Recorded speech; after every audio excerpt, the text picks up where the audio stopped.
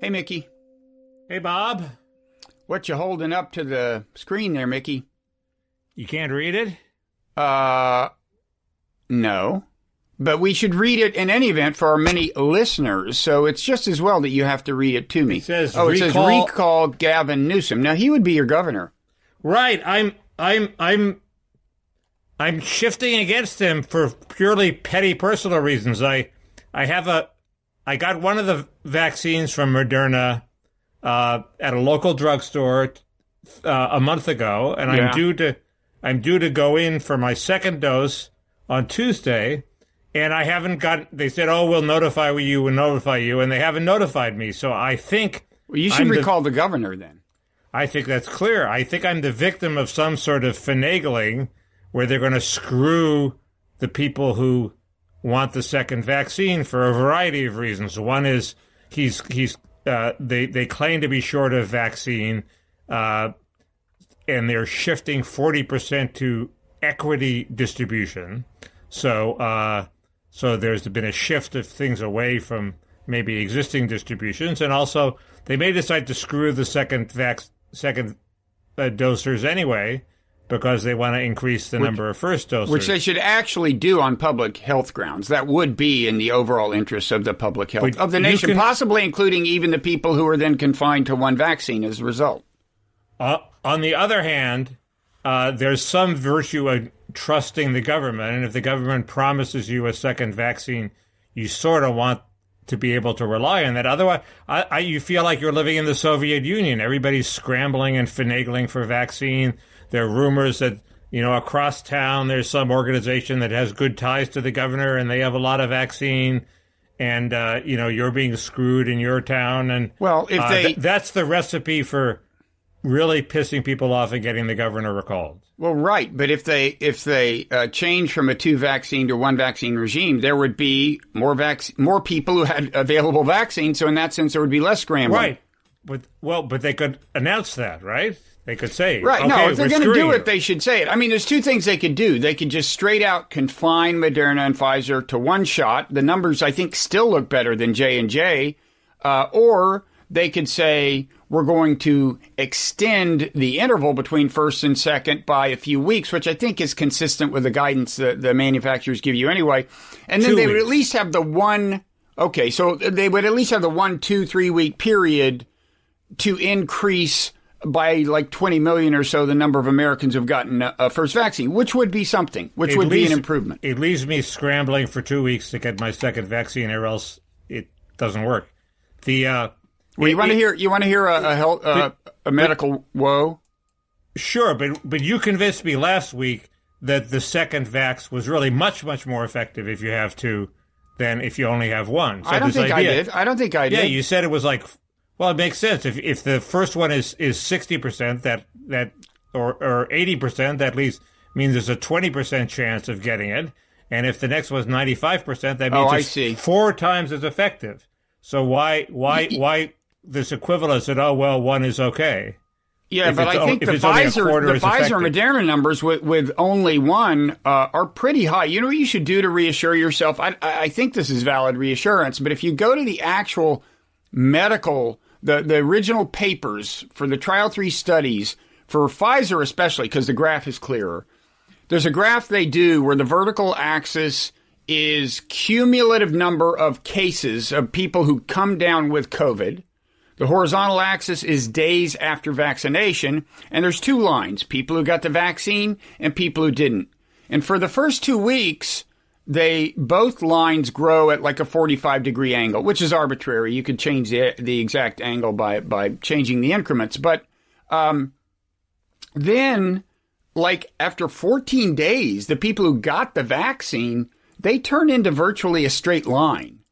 And the other ones keep going up at like 45 degrees. And it's amazing how sudden it is and then how consistent it is thereafter. And I honestly, I don't see the slope of that line changing much after the 3 weeks, which for Pfizer is the second vaccine, or even after 4 or 5 weeks when the second one is kicked in. In any event, that is a visually reassuring thing, and I think a validly reassuring thing. You should try it. So I should take one for the team, and if I go there next week and they say, sorry, no vax for you, I should just be happy because someone somewhere is going to get this vaccine. The interesting thing is, I mean, it's you as an individual person are always better off having the second vaccine. But it still could be the case that if they switch to a one vaccine policy with Pfizer and Moderna, it could be that you, for the whole country, that you, Mickey, even though you got only one, would be better off than if you had gotten two because of the way the overall risk of transmission declines. There will be so fewer people around you to get it from. Yeah. You also hear that in 10 days there's going to be so much vaccine that this isn't going to be a problem. Everybody who gets the vaccine, there'll be enough vaccine for them. So. Well, so they say, although that's assuming a lot of people are eager to have the J&J. And the other thing that we'll get to your medical story, tale of woe, but the speech last night, Biden said, well, everybody, we're opening it up. Everybody after a certain date will be eligible for the vaccine. Well, I don't understand why that's significant. It means you get on a waiting list that lasts 2 months. I was going to say it's meaningless. It's meaningless. I was going to say the exact. Listen, I have a Washington Post headline for you. The headline is Biden promises vaccine eligibility for all adults by May 1. Will it happen? ? And then the subhead is widespread eligibility in 7 weeks sounds daunting, but momentum suggests the target is within reach. We can do that tomorrow. All we have to do is say everyone is eligible. I mean, you're exactly right. It's ridiculous. It's ridiculous. Make a big list. I mean, even worse than him saying that is the Washington Post like swallowing it and acting like it's a significant declaration. It seems to me all it does is it imposes an administrative burden on the states to establish this big list. When probably they have better things to do, like getting vaccine to people. That could be. No, anyway. I agree. I think it's a mistake to make the list too long by opening up eligibility too fast. You just frustrate more people. Anyway, we've taken care of him. You had a tale of woe, a medical tale of woe. My tale of woe is that less than 24 hours ago I had a root canal, and they do not give out good drugs after dental procedures the way they did in the old days, as you know. Well, I don't know that. Oh, they don't give you like opiates. And I was taking, until a few hours ago, I was taking Advil, which works okay, but I didn't want to keep taking it because it kind of clouds my mind, and I wanted to be razor sharp when you talk about immigration and welfare reform. So if I seem distracted by suffering, you seem razor sharp. I think the pain is good. I did take aspirin exactly an hour ago, and so it should be. That's the best I got. Aspirin for a root canal is pretty pathetic.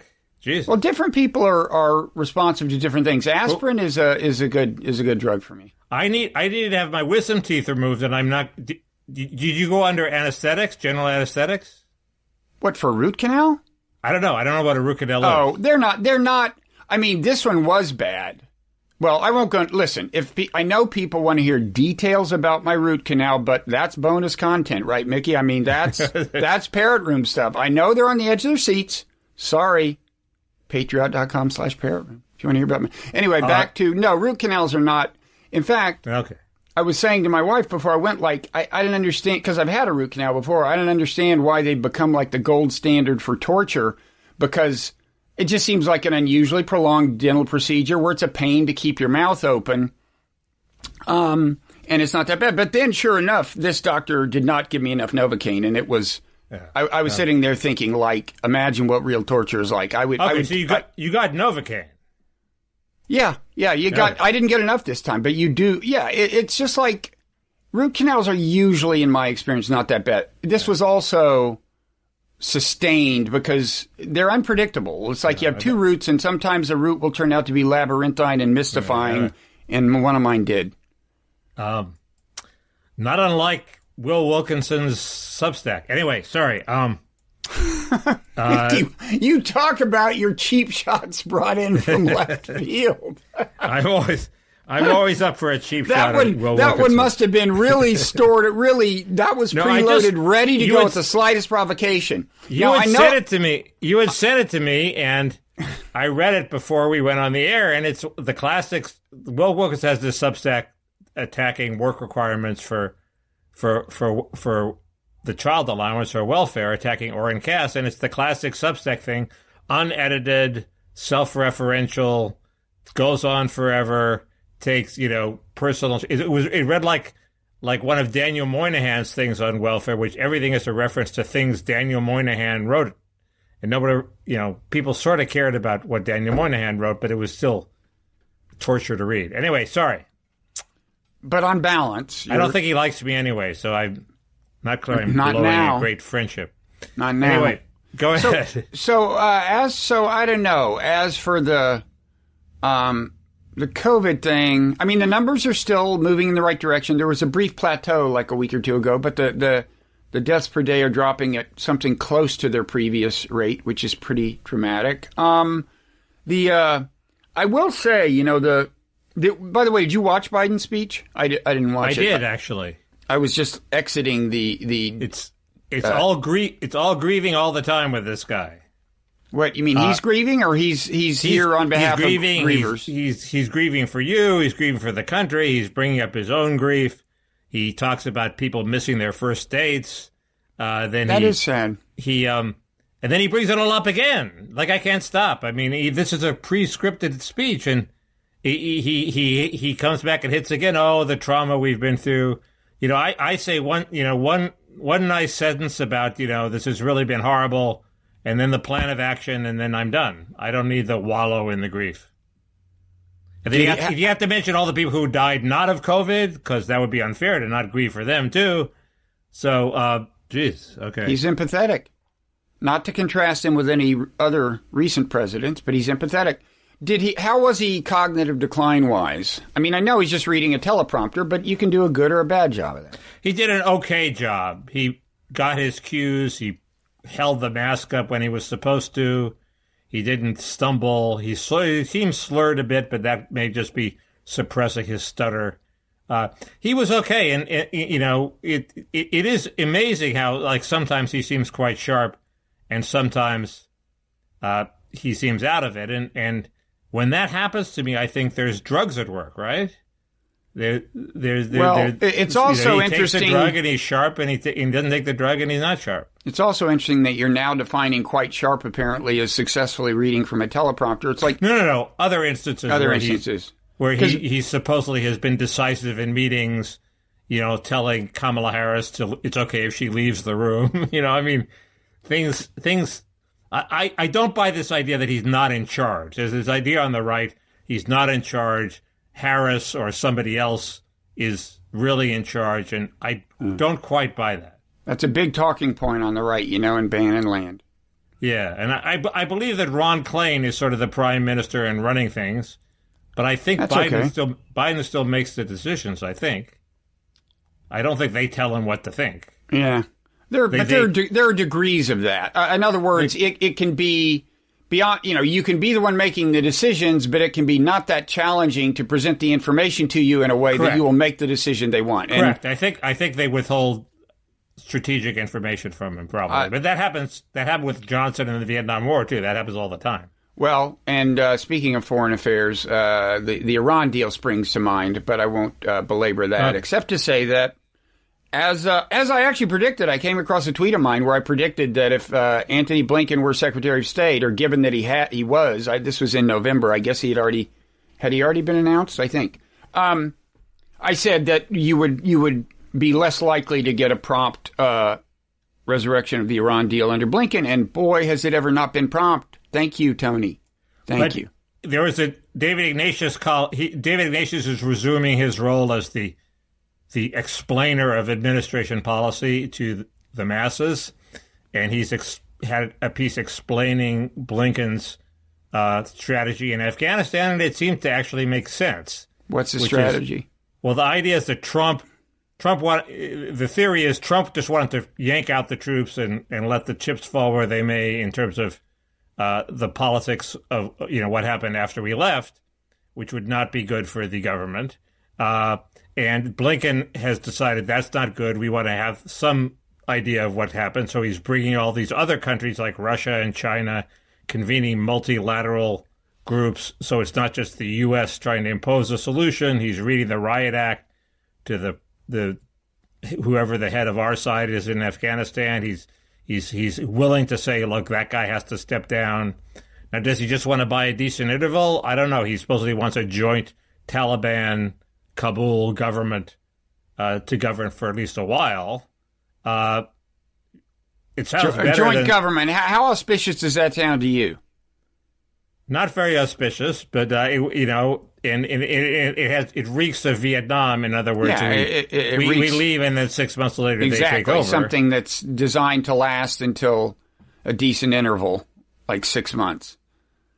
I was just listening to a podcast featuring a guy who'd written a book on Afghanistan and had been there repeatedly, embedded with troops, and you just realize just how crazy it gets when we send troops off to these places we don't know much about. There was just this one incident that's just interesting because it's the kind of thing I would never think of. And he said what happened was, like, okay, our troops go into this region where there's not much in the way of, I guess, Taliban activity at this point. At least they're not giving our troops that much trouble. But there is this, the lumber business is important there. And there are disputes between the lumber producers and the buyers or something, these two different parts of the lumber business. And one side, by cozying up to the American troops, starts using them to strong arm the other side and get better bargains. And so the other side calls in the Taliban to be their bargainers, and suddenly you got this U.S.-Taliban conflict because we stumbled into this area where inevitably we're going to be used by various parties, as they see fit. Well, they're talking now. Then you have a joint government between the U.S. and Taliban in the lumber business. Sounds auspicious. I think the key missing ingredient at the talks is the lumber business. So we've been exceptionally unorganized. You think? I don't know. By our standards, I think very smooth segue from COVID to root canal. Yeah, both involve medication. There's other things to talk about. We could talk about first. There's a woman named Emma Wright who's been attacking me on Twitter. Is that your daughter? Is your daughter named Emma? No, I have a niece. No, definitely not. I have a niece named Emma, but her last name is not Wright. So, but I embrace this Emma Wright, and I welcome her into my family if she's attacking you. Well, what's she attacking you over? Everything. Being a no, it can't be everything. It has to be either welfare reform or immigration. Well, it's both. Yes, but mainly welfare reform. But so there's a big alleged sea change in domestic policy that various people have trumpeted. David Brooks most recently. He calls it the transfer state, where we just, under the Biden COVID plan, we're just sending around these massive sums to people. We're sending, $1,400 payments and $300 a month per child allowances, a $100 million a year program. And he says there's sort of no way to fight this. And it seems to me it's the first point is, of course, you can fight this. Especially with the child allowance, for example, it was cooked up by a bunch of, in a hothouse of policy people in Washington, of Democrats who've been asking for it for years, and Republicans who suddenly somehow became enamored of it. And we can talk about what the reasons were. A lot of it is papism, Bob. It's that the Michael Gerson says it's basically a voucher system. It lets parents spend money on private schools, and the natalists like it because it will lower abortion rates. So it's two Catholic papism causes. In this, in the sense two of Catholic causes. Okay. But anyway, there are various other reasons. But the point is, we don't know if this idea of just giving money to people who could work, whether or not they work, survives contact with the voters. It hasn't been put to an electoral test, and there are polls showing that it's unpopular. Voters. I mean, look, and that's why I think this is politically significant. I mean, a ton of the people who will be helped by this are voters. This is not confined to really super low income levels. Right. And there's a ton, I think, of Trump voters who are going to get a fair amount of money to help them rear their kids, and they're going to be very grateful for it. In fact, I think the Republicans have committed kind of a blunder by making it clear that they unanimously oppose this thing. And well, they unanimously oppose the whole bill. They haven't unanimously opposed child allowances, but there's a lot of things that are going to help people. The healthcare stuff is going to help people. The healthcare stuff is fine, except it's right. But and the Republicans oppose it. That's what I'm saying. It's a very expensive fix for the inherent flaw of Obamacare, but I'm for it. But there's also people who are on COBRA, which includes me at the moment. Yeah. Get a break. There's a lot of stuff your average person is going to like, including your average Trump supporter. I agree. It depends how the issue is framed. If it's framed as, do you want your child allowance, Trump voter, fine. Do you want us to have this big child allowance program but not give money, lop off the bottom, where we don't give money to people who don't do any work? Well, the average Trump voter would say, sure, I've got to keep my check, but there's no reason why we have to recreate the old welfare system.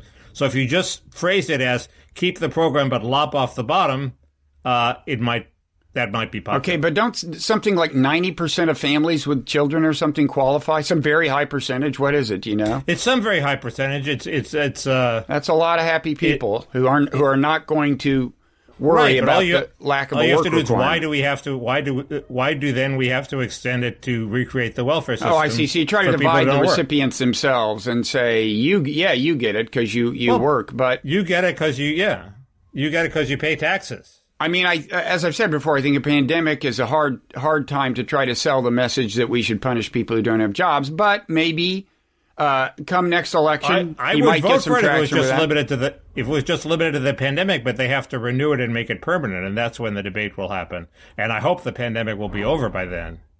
In a year, in 6 months, one hopes it'll be over. No, I think it'll be over when this expires, and the Democrats will try to renew it. We'll see. But there was I have been slow to realize what a big deal the overall COVID bill was. There was a good piece by Eric Levitz in, I guess, New York about this. And there's a line in this that I wanted to run by you. One person in this conversation has been trying to say it's a big deal for a while. I know. When I saw this, I thought, well, Mickey, you were ahead of the curve on the welfare, on the aid to families with children thing being a big deal. Jason DeParle, whom you know, did this piece at the beginning of this week for the New York Times after you had been talking about it for weeks about what a big deal it was. You saw his piece? Yeah, I'm quoted in it. Oh, are you? Yeah. Oh, I should have read it instead of saying to myself, Mickey will be pissed by this. But I guess you're not pissed if you're quoted in it. What did you say? What was your quote? I think he has another one in the works. Well, what is his position? Is he sympathetic to you? Because on the daily podcast, he said it's being extended to everyone kind of, I think he said something like for better or worse, as if he shared some of your... I think he supports it, but, he recognizes the arguments of the both sides, and he's a fair reporter, so he at least gives the argument for both sides. I was just quoted saying, the Republicans are asleep at the switch. What happened to the Republicans?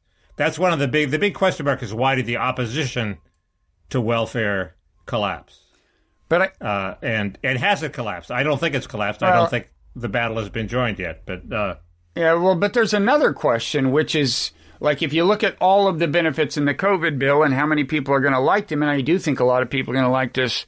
Is it a mistake for the Republicans to be on record voting against this thing? I was wondering if there isn't an opportunity for Trump here. I mean, remember, Trump is supposed to be, according to Steve Bannon, he is in many ways a left-wing populist. He wants to help get money to the common person. I was wondering if he might now use this as a kind of, he's declared war on the Republican Party. And in fact, there was this piece about how he is trying hard to get people to direct any donations they otherwise would have given to the party or its candidates to him, to his super PAC or his PAC or something.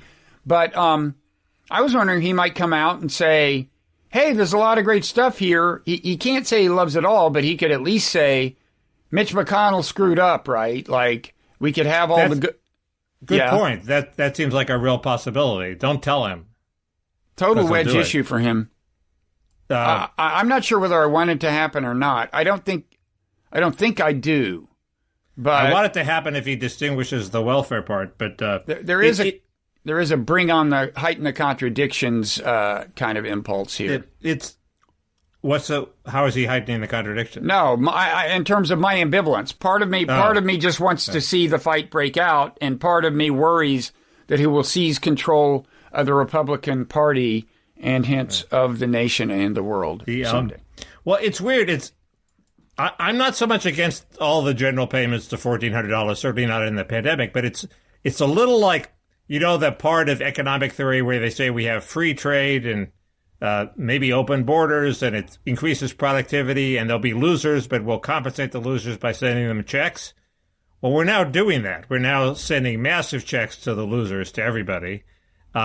It's sort of like we're becoming a state like Saudi Arabia, where everybody gets an oil royalty, or Alaska, where everybody gets an oil royalty. I don't feel quite like that. But we're all going to get the royalties from capitalism, and I always thought that the problem was that it was degrading. In other words, you live off this check that you didn't earn.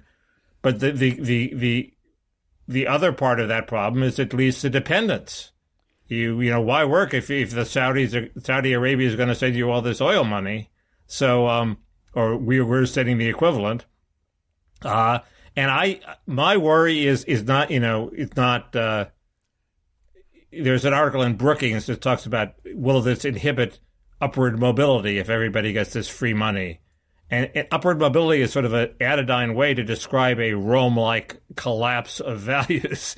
Okay, I'm worried that there'll be vast swaths of America, which was approaching now, where there are these deplorables who don't have very good jobs, aren't living up to their full potential, live in a society where they don't really have to work. They get just enough from the government to get by, and that's just not conducive to, that's not the society we want. No, I think you'd rather people be working, but let me read you a sentence from this Eric Levitt's piece, just to suggest that the work incentive thing can cut two ways. Here's a sentence: a family of four with one working parent and one unemployed parent will have $12,460 more in government benefits to help them make ends meet. Now, this could be that they get this money and they decide that one of the parents can now afford to stay home, or one of the parents who's going to get a job doesn't get a job, and that parent stays home and rears the kids. They've got 4 kids. That could be a good thing for the kids, right? If one parent stays home, yes, but what if, and this is the key issue that Paul Krugman confidently said in his article like yesterday or the day before, this won't be enough for anyone to live on. What if somebody who is a worker decides to become a non-worker, and you have a family that has no workers in it, i.e. recreating the alleged pathology of welfare? I understand that that's your core concern. I'm just saying that's not the only case we're dealing with. Right, but that is the core concern. If you could restrict it so that you have to send one worker into the family into the workforce to get it. It's perfectly plausible. You don't have to send it to non-workers. So the issue is it enough to live on? And that's an empirical issue. And Krugman, he actually sort of convinced me that old welfare payments were a little bigger than these payments will be. Okay? Mm-hmm.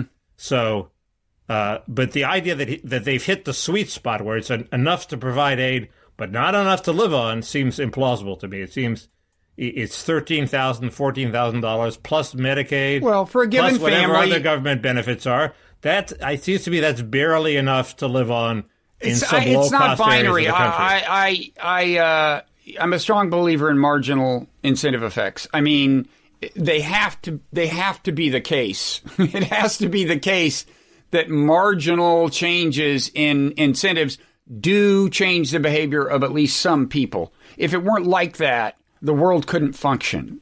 I don't understand. So, I mean is it's like it seems as if like you wouldn't change your buying behavior because a box of cereal went up by 1 cent, right? But in fact, that is the way the world works. Okay, that not that you necessarily do, but that somebody does.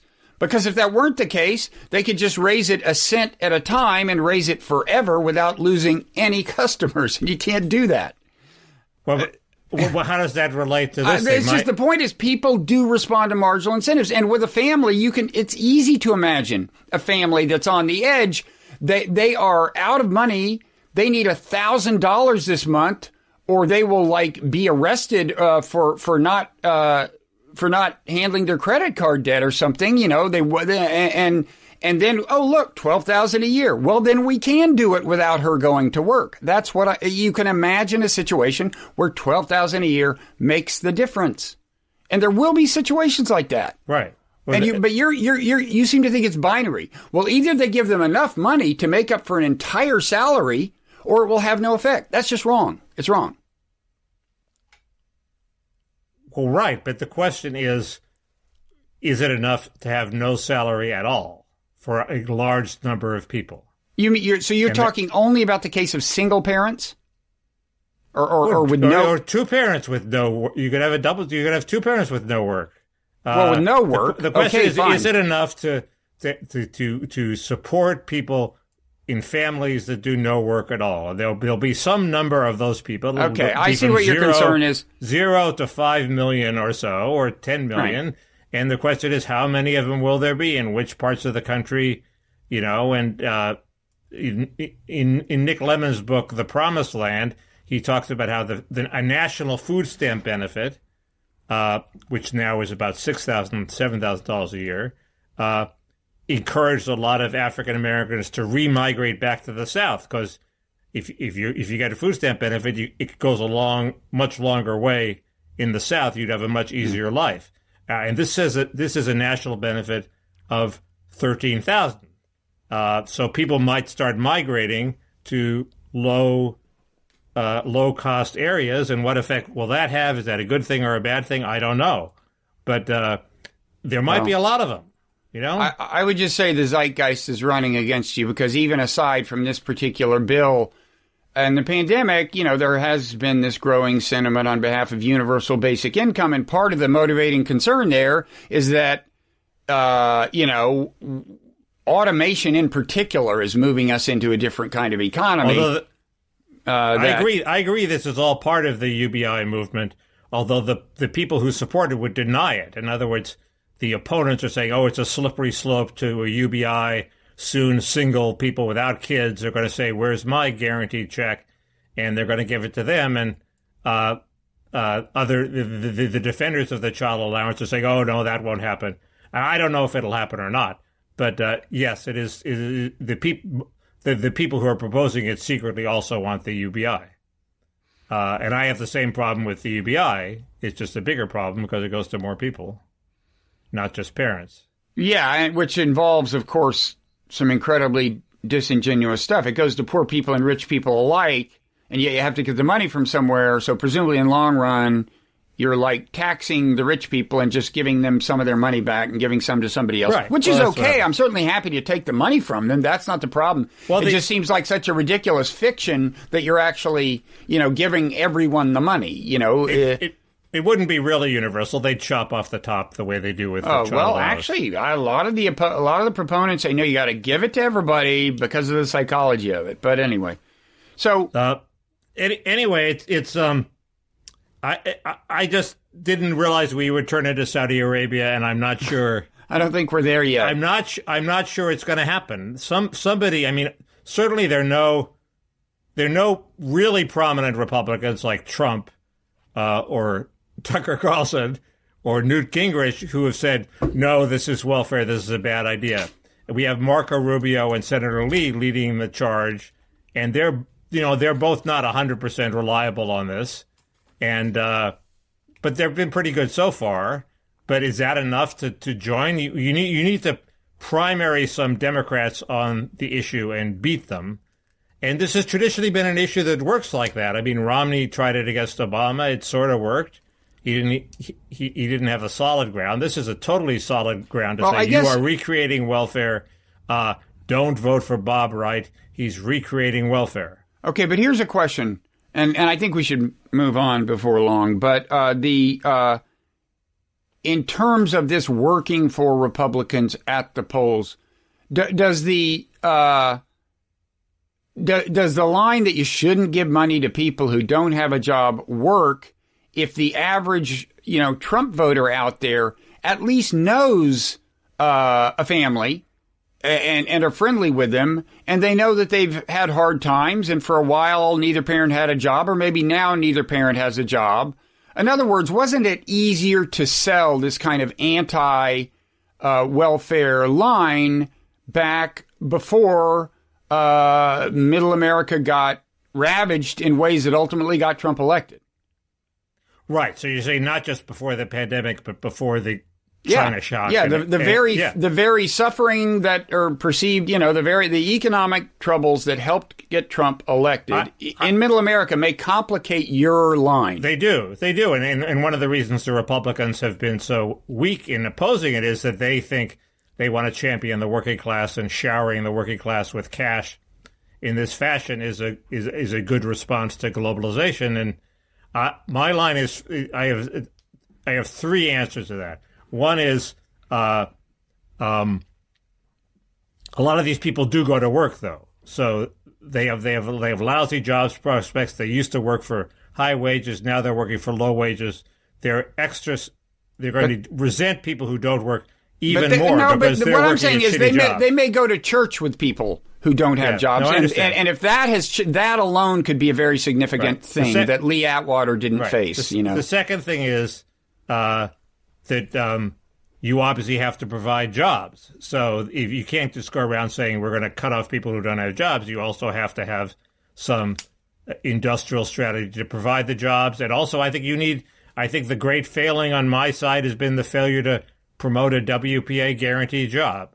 I think there should be that is the answer, and it's not the answer for everybody, but it is an inherent part of the answer. If you're going to expect people to work, you have to provide the work. Well, infrastructure week is coming. It's going to actually come. And the third thing is that it's awfully convenient. The same Republican sellouts who are selling out on immigration are selling out on welfare, and the two fit together hand in glove. Because if you have a guaranteed income, it makes it so much easier to outsource jobs. It makes it so much easier to import migrant workers who are going to do the work that Americans no longer do because the Americans are on the dole. So it all fits together in a horrible way. Well, that part is the Saudi model. You import the work from abroad. Okay. I can't believe Bannon isn't on it. Isn't Bannon onto the replacement model? I've lost some of my zest for that podcast, but just because the narrative is kind of stagnated. There isn't the drama that there was during the Stop the Steal movement and before the election. I checked in today and couldn't even get interested, even though he had both the Attorney General of Texas and Marjorie Taylor Greene. Or this was recorded yesterday. Oh, Jesus. Yeah. Kill me now. What, you mean MTG, as he calls her? Yes.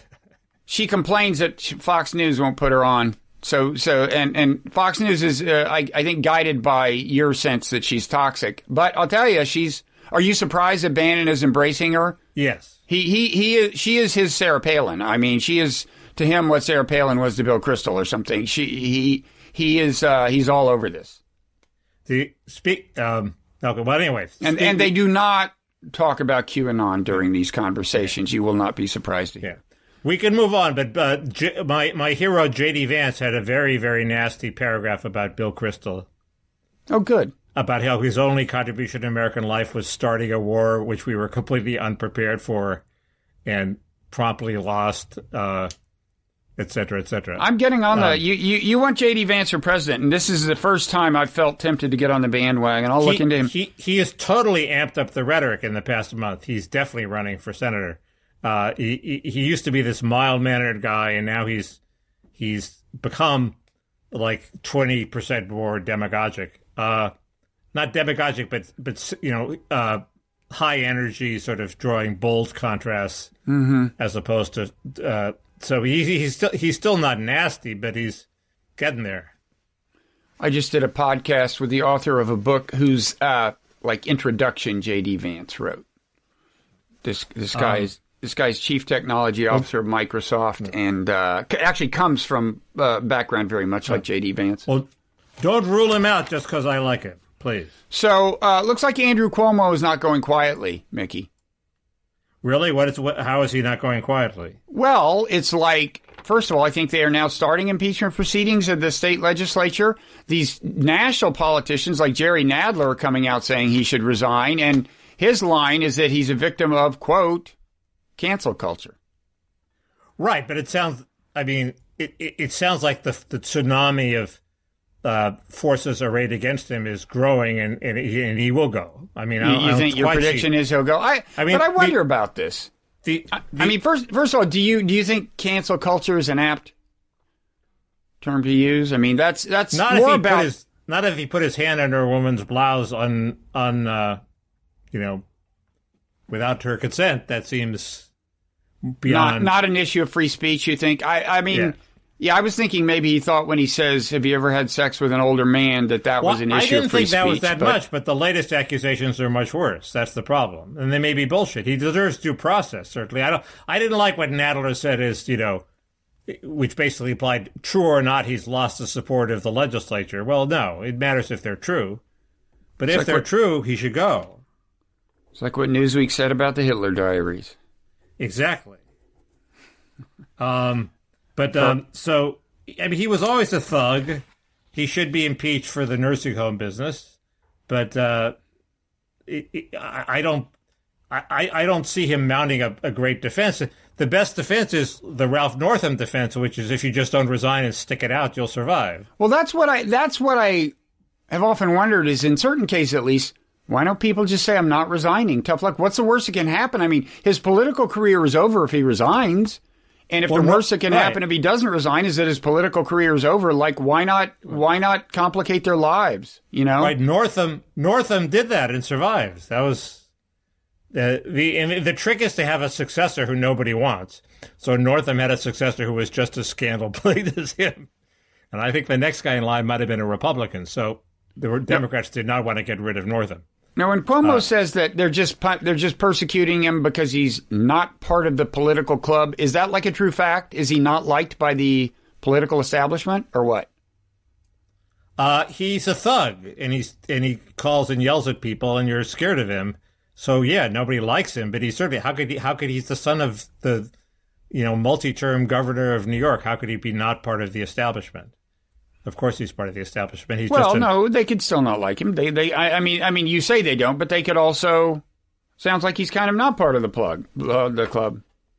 In that speaking of which, he's sort of the Lou Reed of politics. You could say Lou Reed was a great musician, but he was sort of an asshole. And was he part of the Velvet Underground? Yes. Was he beloved? No.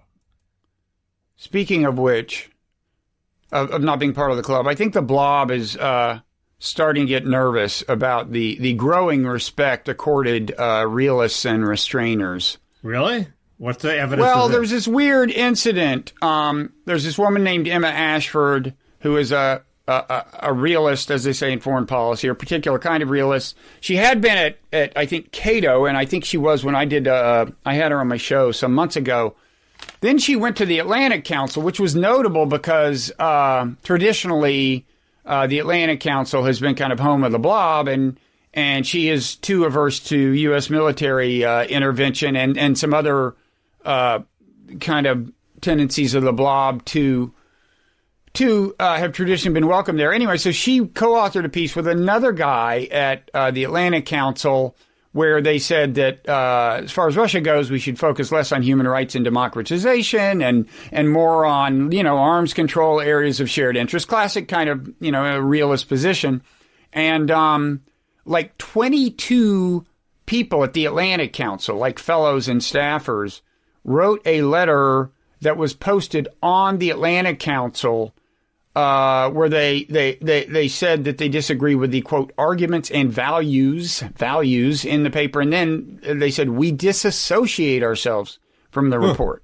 And as various people have noted, like, nobody can remember this ever happening, like where tons of people at a think tank try to expel an antibody, in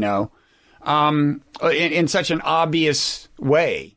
I mean, they were making an argument. I think the part of the argument that drove these people nuts was when they said that democratization in Russia wouldn't necessarily serve America's foreign policy interests. And the point is that, if you look at Alexei Navalny, who's a good example of somebody who could win a free and fair election in Russia, he is a nationalist and has historically agreed with Putin on a lot of things, and has historically been Islamophobic and said unflattering things about ethnic groups in classic kind of ethno-nationalist fashion. He has moderated somewhat as he's become the darling of the West, and maybe it's sincere, maybe it's not. But in any event, the point is that it's naive to think that you're not going to wind up with a very assertive nationalist as president, even if there's a free and fair election in Russia, which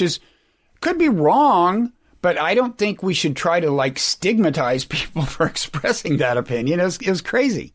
It's not. So how does it show that the realists are on the march if this realist provoked a rebellion against her? Well, they are concerned enough that they're resorting to extreme measures. And this has gotten a lot of attention in the foreign policy world, I think not all of which has been favorable for them. We'll see. But it's just, when people start resorting to extreme measures, it means they feel threatened. I don't know.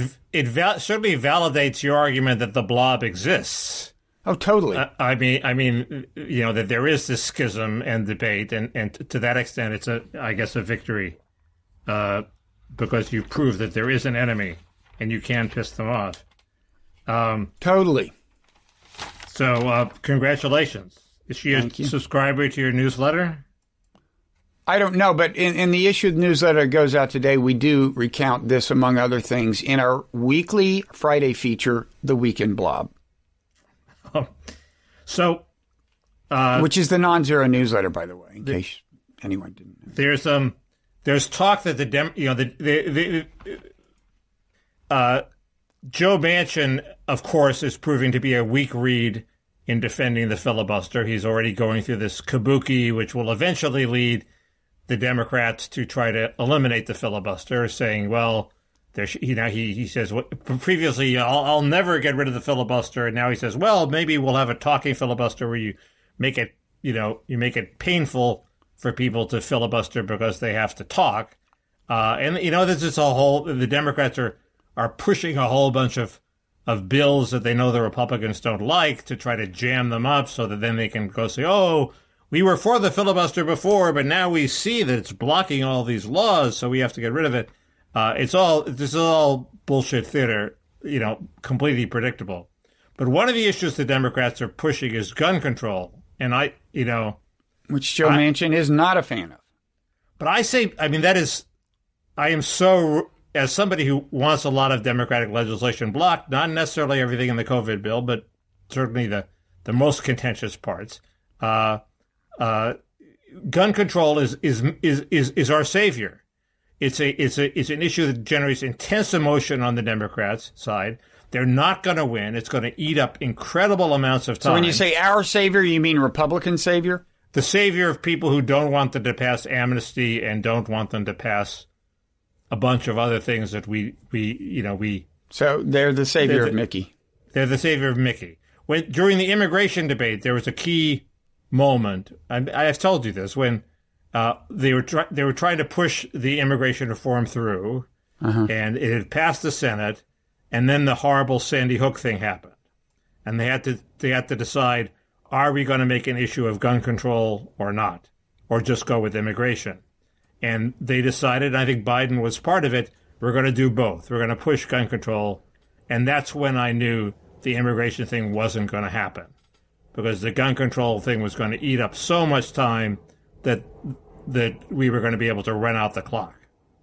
And so you are hoping that Joe Manchin will not stand in the way of gun control legislation that you think is suicidal for the Democrats. But I just hope that they consume an incredible amount of their time in a futile attempt to produce a minor victory of gun control. Exactly. It's going to be such weak tea. I mean, if you really wanted to do something about mass shootings, you could do something that is not that dramatic, but would make it harder to kill a whole bunch of people at once, which is limit the size of magazines, of gun magazines, to like 8 or 10 bullets or something.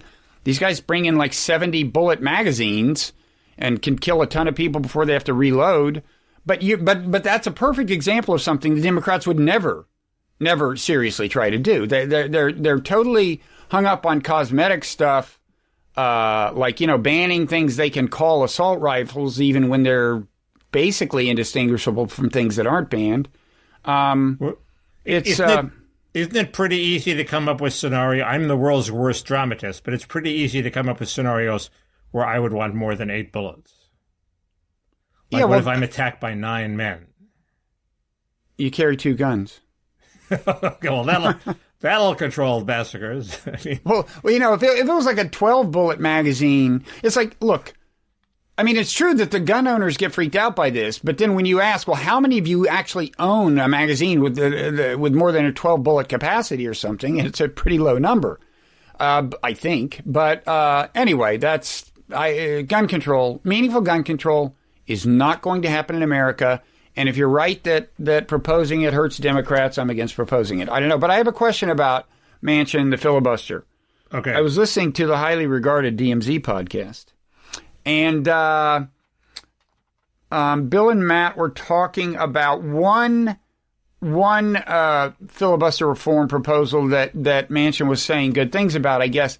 And the idea was that you wouldn't need 60 votes to end debate, but you would need 41 votes to sustain debate. Now, the only sharp difference I see there is like 1 vote, right? I guess. Or do I even see a 1 vote difference? No, I guess not. I mean, what is the idea that there are, during a filibuster, there are Republicans who support it and stand and are happy to see it happen, but don't want to go on record supporting it. And if you made them vote, you wouldn't get 41 votes. Is that the idea? This is a Norm Ornstein proposal. There are all sorts of things where also if there's a talking filibuster and you stop talking, do you then just need a majority vote to start debate? Or do you still need 60? I think they should just say you can't go to the bathroom. Ornstein's had a couple of crazy proposals lately. I forget what the most recent one was. That may have been it.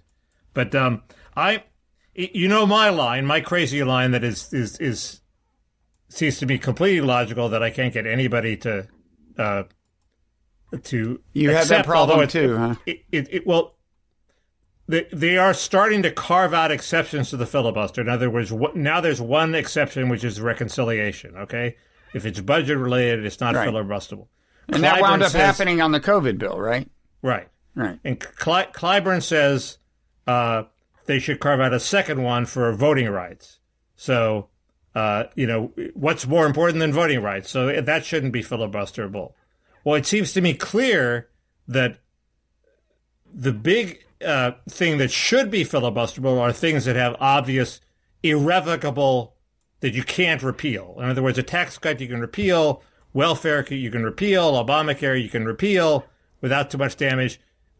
Immigration and the environment and maybe some other things, once you've destroyed it with the wilderness with a nuclear power plant, you ain't going to put it back in the status quo ante. Once you've let in 10 million immigrants, you're not going to kick them back out. So those things are so important that they should be a supermajority. The ordinary run-of-the-mill government decisions, which is 80% of the things that the Congress votes on, sure, get rid of the filibuster, but have the irrevocable, not irrevocable thing be the dividing line. So you want a loophole to an immigration loophole for yeah, but my other pet cause, welfare, would not be on. Yeah, I was surprised to hear you say that. I'm impressed.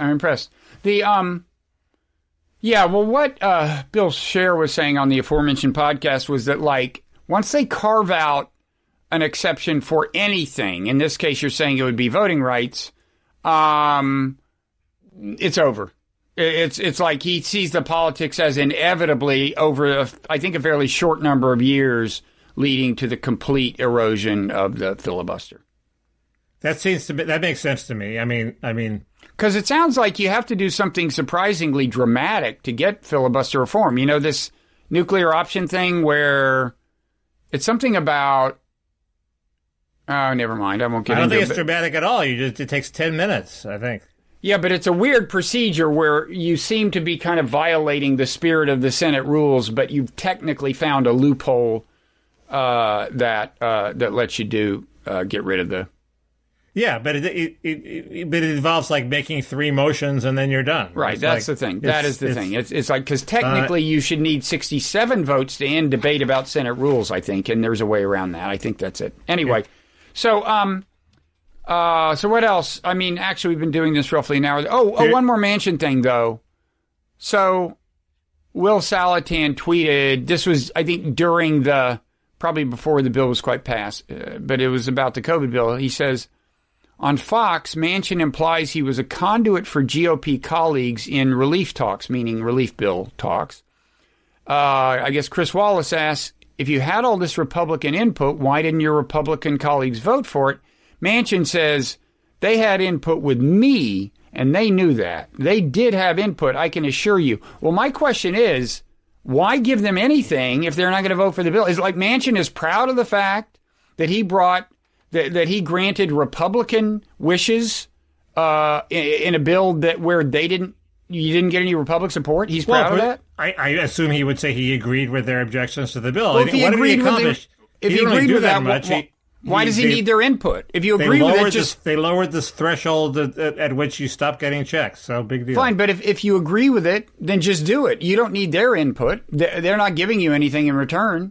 I mean, Manchin knows what he believes. He can insist that his own wishes be honored. It's not crazy that he listens to the other side and decides since he's king of the Senate now, which ones are reasonable and which ones aren't, and he pursues the reasonable ones. See, the problem is he pursued the wrong one. He should have taken his line against the welfare-like child allowance. I guess the defense would be he could say he's saving up chits, and he can get something from the Republicans that he helps. Yeah. But the question is, will they be things that are good for him or good for the Democratic Party or what? Anyway.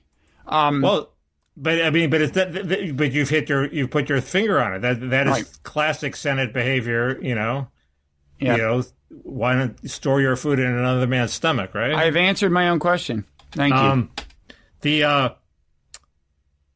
Biden has embarked on this public strategy, which seems insane. What public strategy? In other words, he's passed the COVID bill. It's done, okay? Yep. People are going to get these checks. They're going to like the checks. So supposedly it's going to be popular, okay? This idea that they're going to send this semi-senile old man out on the road, and he's going to sell this bill, and that's going to be the big difference, seems crazy. For one thing, those campaigns rarely work. I mean, Bush was always saying, now I'm going to sell Social Security for him to America, and it falls flat. Even Clinton sort of had trouble selling things. Reagan was like one of the few people who could actually go out and give 20 speeches, and he would change people's minds. Biden is not going to do that. So stealth was working for them.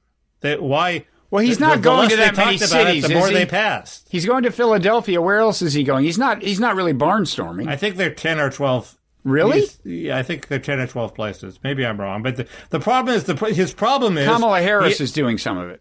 He has a whole wing of his staff that's devoted to outreach and publicizing it, and he can't tell them, no, sorry, actually what you're proposing is counterproductive. Why don't you go twiddle your thumbs and do something else for a while? So he's going to have to agree to do some of what they want, and it's going to be counterproductive. And it seems, anyway, it just seems like it's misguided. That never works from his point of view. Well, the good news is that Trump won't be on Twitter to make fun of how tepid the response is to Biden rallies compared to his. I'm sure he'll find a way. Trump is getting his message out, though. Is he really? Is he really? He did somehow get out the message just because people wanted to ridicule it on Twitter that if it hadn't been for him, I think it was something like we wouldn't have a vaccine for 5 years. And he took a shot at Biden's immigration unfolding disaster, and that's that is, as you've noted, is going to be an issue for Biden.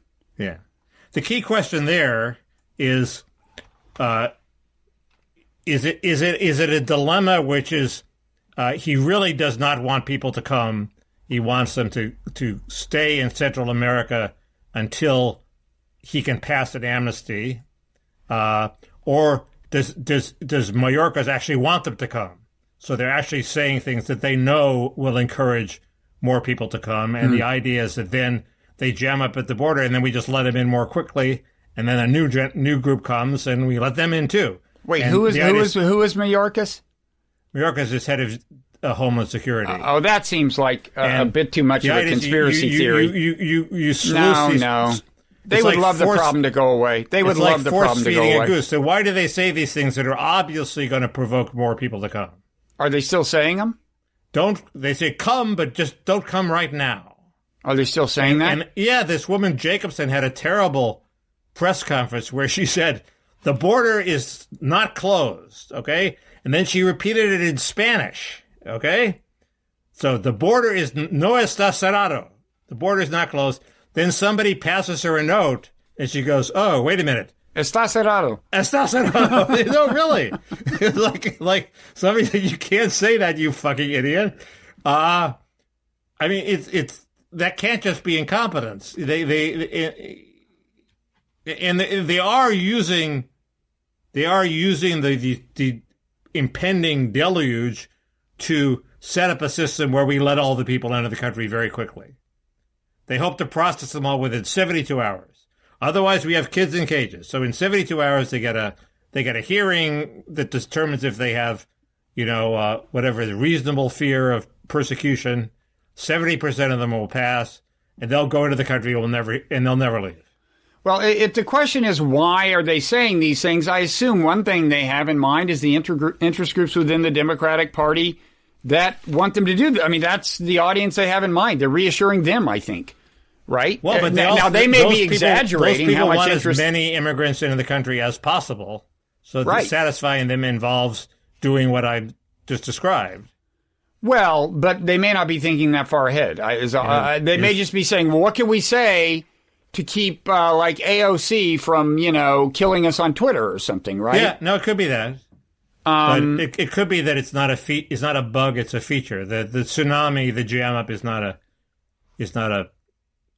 the plan. That's the question.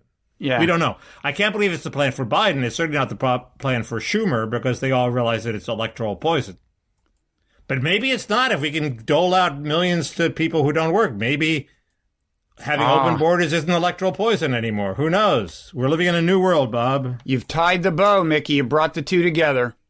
There are some weeks where I just end on a kind of unresolved note because, you've talked about welfare reform, you talked about immigration, but you haven't tied that knot at the end. That was beautiful, man. That was beautiful. Now, here's a question. Do you approve of this headline? This is about, Trump is trying to get people to donate to his. He wants to starve the Republican Party, get people to donate to him, not the Republican Party. Here's the New York Times headline. I want you to tell me if this has all the hallmarks of objective journalism. Trump, hungry for power, Trump, hungry for power, tries to wrestle away GOP fundraising. One might argue. It's so silly because the hungry for power isn't even relevant. I mean, it's like completely gratuitous. It's like says Trump, who is still an ugly motherfucker, tries to. I mean, why? Well, no. Why even stick that in? No, the funny thing is, it does technically apply because he wants more power than the Republican Party. He wants power within the Republican Party or over the power, and so, but they use that to sneak in a phrase that kind of signifies something else that he's. And the weird thing is, Trump isn't as power hungry per se as some people. He's attention hungry, but he doesn't even know what to do with power. I mean, that's one of his problems. Although I must admit, if you look at immigration, he actually, by persisting, he did cobble together a bunch of things that managed to stanch the flood on the border. He had these agreements with Central American countries. He had the Remain in Mexico policy. He eventually latched onto the pandemic. He did about 5 or 6 different things that eventually amounted to a fairly effective use of power, given the fact that the laws are filled with loopholes. So it's not like he never learned how to use power. And But still, it's not. You know what I mean when I say it's not his motivation the way it is for some people in politics and business. It's like he just wants to be on center stage. I understand. It's like Bill Clinton actually, and he's an example, but most politicians are actually into exercising power. Yeah. They want they want to have things happen because they want them to. Like LBJ was obsessed with power, but I doubt he was really all that into giving public speeches per se. They were just part of having power and exercising it. Whereas Trump, it's all about being on stage. Yeah. So Biden, I still think part of him wants to be loved, and that's going to get him into trouble. That's why he's much better if he says, "I don't want to be loved. I don't mind me. I'm just over here in the corner." And instead, he's going out and trying to be the empath in chief. And that's he has always been like that. I mean, that is him. Less so than before. Less so than he was, when he was running in '88. He wanted to be the new JFK. He wanted to give these soaring speeches and inspire people with his rhetoric. And I think he's given up a lot of that now. He just wants to say, "I feel your pain." But I don't know. He hasn't given up all of it. That's the problem. You don't want to be president. So you're saying he's more about empathy now proportionally than before. It's more that he doesn't care that much about attention now. He's so old. He's so low energy. I know that feeling, man. He wants to have his place in history and do what he's doing for the Democrats, and that's fine. But I think if he wants more, that gets him into trouble. So quickly, but by the way, speaking of hunger for power, I have a question about Andrew Cuomo and MeToo that we will pursue in the Parrot Room, Mickey, which is coming up soon because we've been doing this for appreciably over an hour. But first, a quick question. So, first of all, you saw today probably that the family of George Floyd settled for $27 million with the city of Minneapolis. I didn't see that. Okay, so that happened, and then there was the trial. They're doing jury selection for the Derek Chauvin, I guess it's pronounced, trial. So here's just one thing I'm wondering is, like, what is the threshold in terms of what he's convicted of, if anything, that would stave off, very energetic protests? So there's manslaughter, there's third-degree murder, I think there's second-degree. How many years... is manslaughter enough? Is manslaughter in 3 years enough? I kind of doubt it. I don't know. What do you think the threshold is? I mean, I guess since I think there's sort of a protest industry out there, I would say if he's not convicted of the top charge, there'll be some sort of protest. And if he's acquitted, there'll be big protests. I think second degree and 7 years would keep things under control, probably. Really? But I don't know. I didn't even know exactly what the second and third degree charges mean. Do people think he survives in prison? Jesus. Well, that is I gather that in prison you join a gang, and often the gang has a racial identity, but I don't know about prison. And it's joining the gang keeps you safe. Didn't work for Jeffrey Epstein. Well, how many, he was, that's a tribe of one, man. Billionaires who are, he just didn't have a lot of peers. There were probably people who couldn't relate to him in a cultural and socioeconomic way in prison. But anyway, what was I going to say? So I don't know whether I spoke correctly when I said, I think the top charge is second degree, and the question is would third degree, satisfy all constituents. But you're anyway, talking to me like I'm some kind of lawyer. Okay, yeah, right. So I want to. I also in the Parrot Room want to give you some evidence that should get you to rethink your enthusiasm about Tucker Carlson someday being president. We'll get to that. Okay, well, because I know you're on the Tucker bandwagon. I don't think this thing about the military hurts him at all. He raises doubts about whether the military is too woke to be effective. Perfectly reasonable doubts to raise. That's not what I was going to raise. And the military squeals like a stuck pig. That it seems to me that's good for Tucker. That's not what I was. I wasn't even aware of that. So you can explain that to me in the Parrot Room. And then I don't know what else we can talk about there, but we probably, let me see how long we've been at this. Oh, an hour and 9 minutes. A lot of time. We gave them their money's worth. Did we ever? So let's, why don't we adjourn and we will, see everybody next week and see Parrot Heads, soon. This was actually better than expected because I thought you would have no interest in discussing the new welfare state that Biden created, which would leave us with nothing to talk about. Well, a root canal renders you pliable for about 48 hours, yeah, okay, I think. well, you should have a root canal every week. I'll see if that's possible. Yeah, okay. And skip the aspirin next time. Yeah, you're right. I should do it like a man. Okay. We'll see you. Okay, see you later.